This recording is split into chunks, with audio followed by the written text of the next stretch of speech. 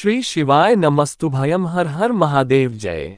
महाकाल, कैसे हैं आप सभी लोग। देखिए, आप सभी को पता है अब है शनिवार का दिन और इस शनिवार के दिन पड़ रही है ज्येष्ठ मास की नवमी तिथि। इस दिन आप सभी लोगों को एक छोटा सा उपाय करना है। 5 पीपल के पत्ते और 5 लौंग वाला उपाय जो व्यक्ति शनिवार के दिन कर देता है।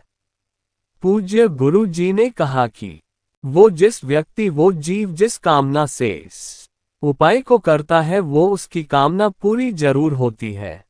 पूज्य गुरुजी की कथा से सुन करके और समझ करके पूरे उपाय को बड़े ही आसान भाषा में आपको बताऊंगा, परंतु उससे पहले आप सबसे एक छोटी सी प्रार्थना कि जो लोग पहली बार आए हैं चैनल को सब्सक्राइब जरूर कीजिएगा, वीडियो को लाइक करके देव आदिदेव महादेव जी का कोई सा भी प्यारा नाम कमेंट बॉक्स में लिखना मत भूलिए। इस पूरे वीडियो में हम 3 महा उपायों के बारे में बात करेंगे जो कि आपकी अलग अलग कामना पूर्ति के लिए सिद्ध होंगे, तो ध्यान से सुनते चले जाना, समझने की कोशिश करना। सबसे पहले बात करते हैं पहले वाले उपाय की। पहला वाला जो उपाय है वो किन लोगों को करना है, ध्यान से सुनिए। सारे के सारे जो उपाय हैं ना, ये सभी आपकी बंद किस्मत का ताला खोलने वाले उपाय हैं। शनिवार के दिन इन वाले उपायों को करना कतई भी नहीं भूलना है।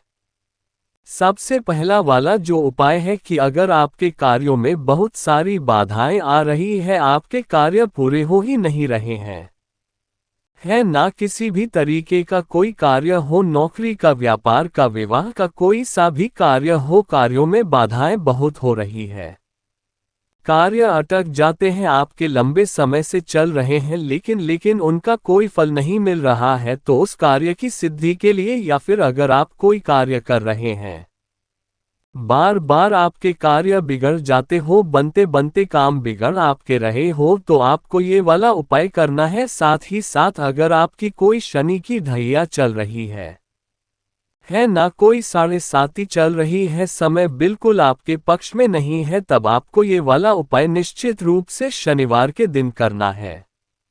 आपको इसके लिए चाहिए क्या, वो चीज ध्यान से सुनिए। आपको चाहिए होंगे 5 पीपल के पत्ते हैं ना, जो भी पीपल के पत्ते लो, ध्यान रखना खंडित नहीं होने चाहिए, एकदम स्वच्छ होने चाहिए। 5 पीपल के पत्ते लेना। इसी के साथ में आपको लेने होंगी लौंग। कितनी लौंग लेनी है? 5 पीपल के पत्तों के साथ में ही आपको 5 लौंग लेनी है, जिनके ऊपर का फूल भी होना चाहिए। इस चीज का ख्याल रखिएगा। और इसी के साथ जो सबसे महत्वपूर्ण चीज है वो आपको लेनी है आलपिन, या फिर कीले मिल जाए, आलपिन मिल जाए है ना, ये लेनी है। ये चीज ध्यान रखना, जो भी आलपिन वगैरह आजकल स्टील वगैरह की भी होती है, स्टील की नहीं लेनी, आपको लेनी है लोहे की चीज। ठीक है, लोहे की कीले होती है, आलपिन होती है, वो आप ले सकते हो, कोई दिक्कत नहीं है।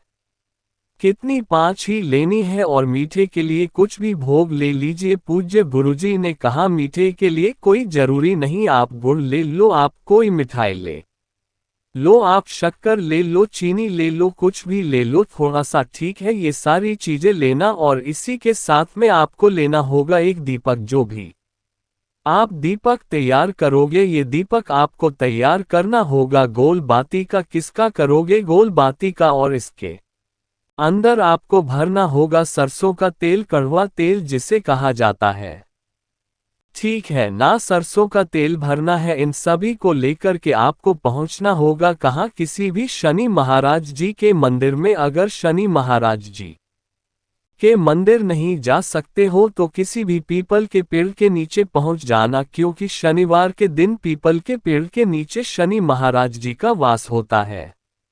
जैसे ही आप यहां पर पहुंचेंगे, सबसे पहले जो आपने एक दीपक लिया है उस दीपक को आपको शनि भगवान जी के सामने अपनी कामना कह करके प्रज्वलित कर देना है ना। ये वाला जो जैसे ही आप दीपक प्रज्वलित कर दो, उसके बाद में आपको लगाना है भोग। और यहाँ पर जिस कामना से आप करते हो ना किसी भी कार्य सिद्धि के लिए, तो भोग लगाने का एक नियम कहलाता है। 5 पीपल के पत्तों को आपको इन्हीं के सामने इस तरीके से रख देना है।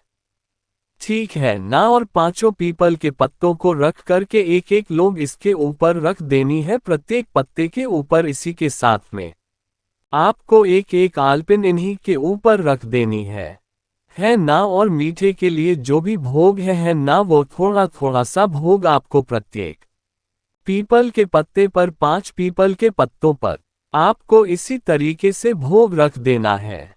सामने रख कर के ये जो दीपक होता है, इस दीपक को आपको अपने हाथों से उठाना है और इन सभी पीपल के पत्तों के ऊपर से 7 बार आपको घुमा देना है ना। 7 बार घुमा करके के समक्ष में फिर से वापस इस दीपक को यहाँ का यही लगा देना है। ठीक है। जब भी आप यहाँ पर पीपल के पत्तों पर इस दीपक को आप घुमाओगे, तब एक मंत्र का स्मरण करना है।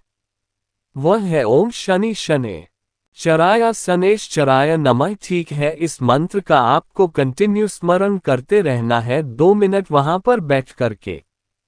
आपके जो भी कार्यों में बाधाएं आ रही है, कार्य सिद्धि नहीं हो रही है, काम बिगड़ रहे हैं, शनि की ढैया चल रही है, साढ़े ही चल रही है, जो कामना है वो कामना कह करके वापस घर की तरफ चले आ जाएगा। चाहे कितने भी कैसे भी काम क्यों ना हो, आपके बनते चले जाएंगे। पूज्य गुरु जी का बहुत अद्भुत और अचक उपाय है, जरूर कीजिएगा। बात करते हैं दूसरे वाले उपाय की। दूसरा वाला जो उपाय है ना, ये होगा बीमारी को लेकर के शनिवार के दिन का सबसे अचूक उपाय। कि कोई बीमारी है, लंबे समय से चली हुई आ रही है और आप उस बीमारी से मुक्त होना चाहते हो। आप चाहते हो कि आपके शरीर में कोई रोग ही ना रहे, सारे रोगों से आपका शरीर मुक्त हो जाए।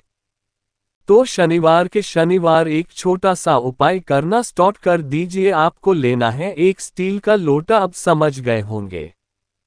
इस स्टील के लोटे के अंदर आपको भरना होगा गौ माता का दूध, यानी कि किसका, गाय का दूध। कैसा लेना चाहिए? कच्चा वाला दूध। ठीक है, जिसे एक भी बार गर्म नहीं किया गया होता है। इस कलश के अंदर भर देना। अगर पूरा भर सको तो पूरा भर लेना, नहीं है तो पूज्य गुरुजी ने कहा चाहे 2 चम्मच आप डालो, थोड़ा सा गाय का दूध डाल दो और बाकी अपने घर के शुद्ध जल से भर लेना। ठीक है।